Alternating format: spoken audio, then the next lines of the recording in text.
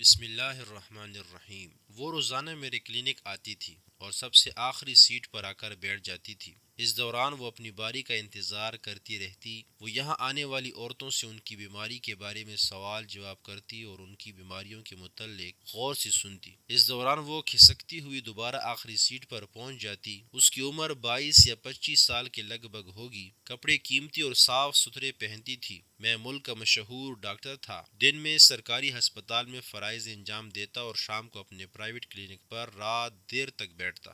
میری پریکٹس خوب چلتی۔ لوگوں کا کہنا ہے کہ اللہ پاک نے میرے ہاتھ میں شفا رکھی ہوئی ہے اور میری معائنہ فیس عام آدمی کی پہنچ سے دور ہے، کیونکہ میرے گھر انتظار کرنے والے کوئی نہیں، اس لیے میں زیادہ وقت اپنے کلینک پر ہی گزارتا ہوں۔ میری بیوی 2 سال پہلے اللہ کو پیاری ہو چکی تھی اور اپنی 2 بیٹیوں کی شادی کرا چکا تھا۔ یہ لڑکی روزانہ میرے کلینک پر آتی اور تقریباً 1.5 گھنٹہ بیٹھ کر بغیر معائنہ کرائے اور دوا لیے چلی جاتی۔ آج میں نے اس سے پوچھنے کا ارادہ کر لیا کہ آخر وہ کیا کرنے یہاں آتی ہے۔ جب وہ آئی تو میں نے اپنے مریضہ کو دوسری طرف بیٹھنے کو کہا اور اسے اپنی طرف بلا لیا۔ وہ پریشان ہو کر میری طرف دیکھنے لگی۔ میں نے اس سے کہا کہ جی میں آپ کو ہی بلا رہا ہوں، آئیے اب آپ کی باری ہے۔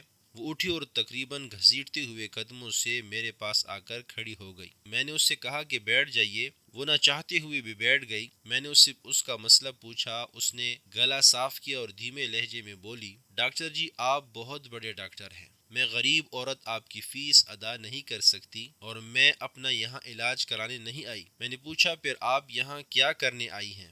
اس نے جواب دیا کہ ڈاکٹر صاحب میں ایسے گاؤں میں رہتی ہوں کہ وہاں کوئی ڈاکٹر نہیں، ایک حکیم تھا وہ بھی مر گیا، پچھلے دنوں بستی میں ہیضہ کی وبا پھوٹ پڑی، کئی ماؤں کی گود اجڑ گئی کیونکہ ہمارے علاقے میں کوئی ڈاکٹر نہیں۔ اسی بیماری کی وجہ سے میری شانو بھی مر گئی اور پھر وہ رونے لگی۔ مجھے لگا کہ وہ بستی کے لوگوں کے علاج کے لیے اصرار کرے گی، مگر میرے پاس نہ تو وقت تھا اور نہ ہی جذبہ۔ میں کیسے اپنا چلتا ہوا کلینک چھوڑ کر اس کے ساتھ اس کی بستی کے لوگوں کا علاج کرنے چلا جاتا؟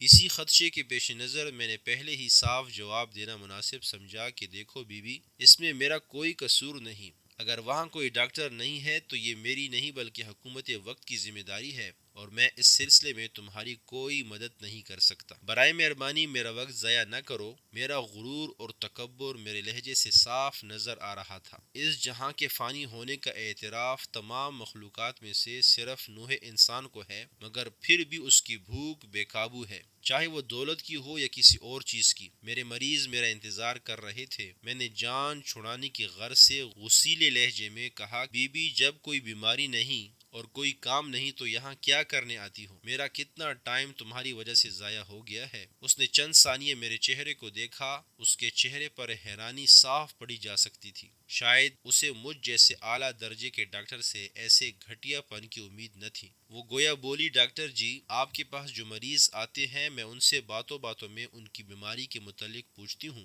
جو دوائی آپ ان کو تجویز کرتے ہیں اس کا نام بھی پوچھ لیتی ہوں۔ اسی طرح روز 1-2 مریض سے میری بات ہو جاتی ہے۔ گھر جا کے میں بیماری اور دوائی کا نام کاپی میں لکھ لیتی ہوں۔ پوری 5 جماعتیں پاس ہوں۔ پھر اگر بستی میں کوئی بیمار ہو جاتا ہے تو میں بیماری کے حساب سے آپ کی بتائی ہوئی دوائی انہیں لا کر دیتی ہوں۔ میری شانو تو مر گئی مگر میں کسی اور کی شانوں کو نہیں مرنے دوں گی۔ یہ کہہ کر وہ تو کلینک سے چلی گئی مگر میری اعلیٰ تعلیم اس کی 5 جماعتوں کے سامنے بے وقعت ہو گئی۔ اس لڑکی کی اس بات نے میری بھوک ہی مار دی۔ میری ساری بھوک مر گئی تھی۔